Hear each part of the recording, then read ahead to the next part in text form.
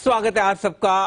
अब हम मुलाकात करेंगे न्यूज पर यूज सेगमेंट में गेटवे डिस्ट्रीपार्क के टॉप मैनेजमेंट से। गेटवे डिस्ट्रीपार्क 1994 में इस कंपनी की शुरुआत हुई थी।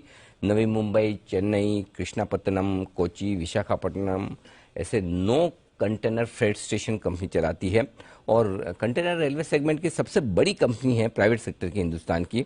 और एक और इंटरेस्टिंग बात आपको बता दूं, वैसे काफ़ी लोगों को पता भी होगा, स्नोमैन लॉजिस्टिक्स एक और जो कंपनी लिस्टेड है उसमें ये कंपनी 40% हिस्सेदारी भी रखती है।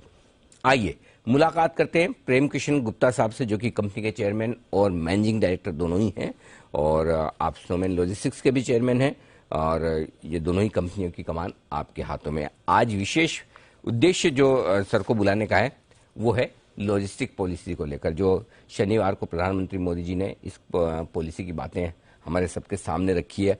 बड़ा बूस्ट देने की तैयारी है इस पूरे सेक्टर को। सर बहुत बहुत स्वागत है, धन्यवाद सर समय देने के लिए। सुप्रभात। सबसे पहले ये बताएं सर, वैसे तो लंबी चौड़ी लिस्ट है लेकिन कोई 2 सबसे बड़ी बातें जो आपको लगता है कि इस पॉलिसी में जो 2 सबसे खास बातें हैं वो कौन सी आपको लगी? नमस्कार और धन्यवाद अनिल जी। जी सर। देखिए, पॉलिसी जो अनाउंस करी गई है उसके तहत एक तो गवर्नमेंट ने अपनी जो पास्ट परफॉर्मेंस है लॉजिस्टिक्स के क्षेत्र में, जिसमें कि रेल, रोड, कोल्ड स्टोरेज सब में जो विकास हुआ है उसकी सिचुएशन बताई है। और आगे आने वाले टाइम में इन प्रोजेक्ट्स को बहुत तेजी से इन गवर्नमेंट अपना इंफ्रास्ट्रक्चर बढ़ाने को की तैयारी में है। और इससे लॉजिस्टिक सेक्टर को, चाहे वो रेल हो, चाहे एयर हो, चाहे रोड हो, इसमें कस्टम्स भी, फाइनेंस मिनिस्ट्री भी और कॉमर्स मिनिस्ट्री भी, जो जितने डिफरेंट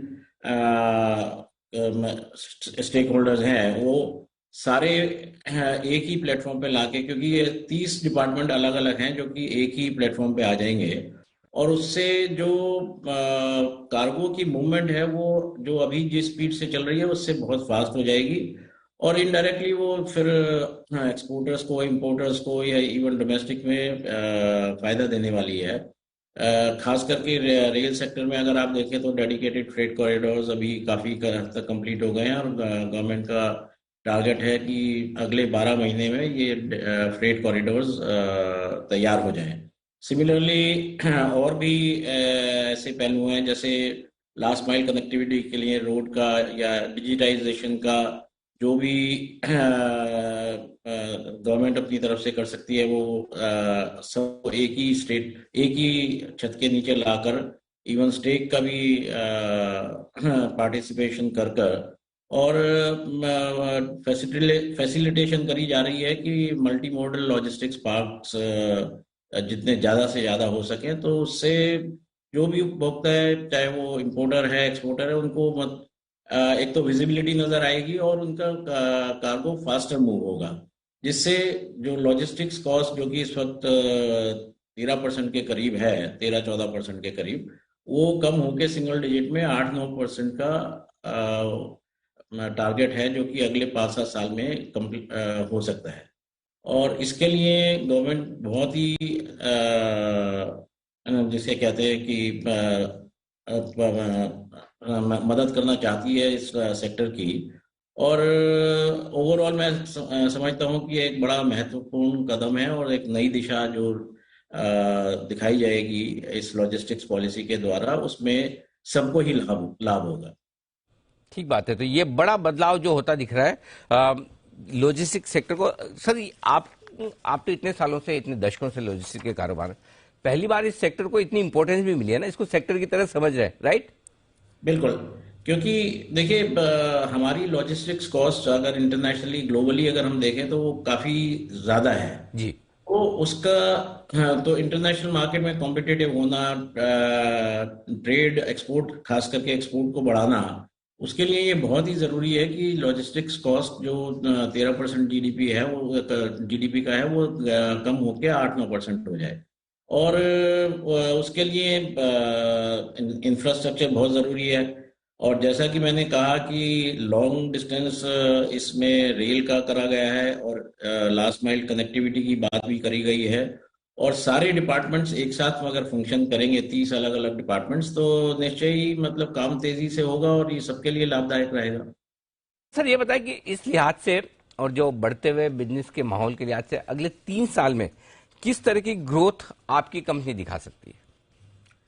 देखिए, अभी पॉलिसी की बारीकियां आना बाकी है, लेकिन जिस हिसाब से ये जो एक जनरल पॉलिसी अनाउंस करी गई है और उसके अलग अलग पहलू पे मतलब जिक्र करा गया है, तो कंपनी चाहे वो गेटवे हो चाहे स्नोमैन हो, दोनों कंपनी का इसमें काफी बदलाव आएगा, क्योंकि इससे जो हमारी खुद की क्षमता है वो बढ़ जाएगी, और उससे जो प्रोजेक्ट्स कंप्लीट होंगे गवर्नमेंट के, चाहे वो पोर्ट्स हैं, चाहे वो रेलवे डेडिकेटेड फ्रेट कॉरिडोर्स हैं, चाहे वो रोड के हैं, तो उससे काफी फास्टर मूवमेंट होगी। तो गेटवे और स्नोमैन इससे काफी बेनिफिट मिलेगा इस पॉलिसी से।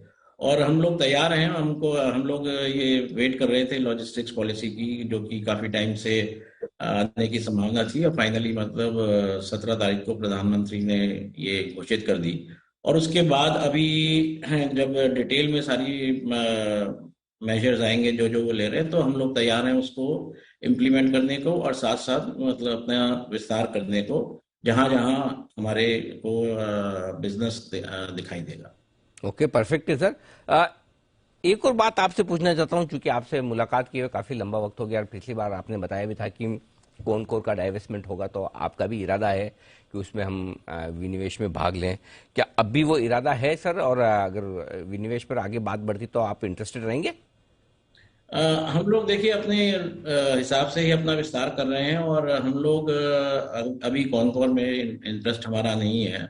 अभी तो उसका एक्सप्रेशन ऑफ इंटरेस्ट भी जो डॉक्यूमेंट है वो नहीं आया है। तो लेकिन एक ये बड़ी इन्वेस्टमेंट है, हम अपना जो सारा फोकस है अपनी ही टर्मिनल्स का विस्तार करके अलग अलग लोकेशंस पे, गेटवे में भी और स्नोमैन में भी हमारी तैयारी है। बहुत जल्दी ही हम और जो भी इस पॉलिसी का लाभ हमको मिल पाएगा, हम उसको इस पॉलिसी के अंडर बहुत जल्दी इम्प्लीमेंट करेंगे। अच्छा सर, जहां तक मुझे याद है आप कह रहे थे कि एक बार जरा क्लैरिटी आ जाए लैंड लाइसेंसिंग पॉलिसी को जो लेकर, तो उसके बाद शायद आप मन बनाएंगे। अब पॉलिसी आई भी है, क्या उसके बाद कुछ क्लैरिटी है और इससे आपके एग्जिस्टिंग बिजनेस में भी कोई फर्क पड़ेगा सर? नहीं, देखिए इसमें जो लैंड लाइसेंसिंग फी का मामला है, उसमें जो गवर्नमेंट ने जो अनाउंस करा है लैंड लाइसेंसिंग फी 6% जो एग्जिस्टिंग टर्मिनल्स के लिए, और नए टर्मिनल्स के लिए 1.5% लैंड लाइसेंसिंग फी होगी। तो उसमें किसी को कोई फायदा नहीं होना अनलेस वो 6% का छोड़ के 1.5% रेट में जाए।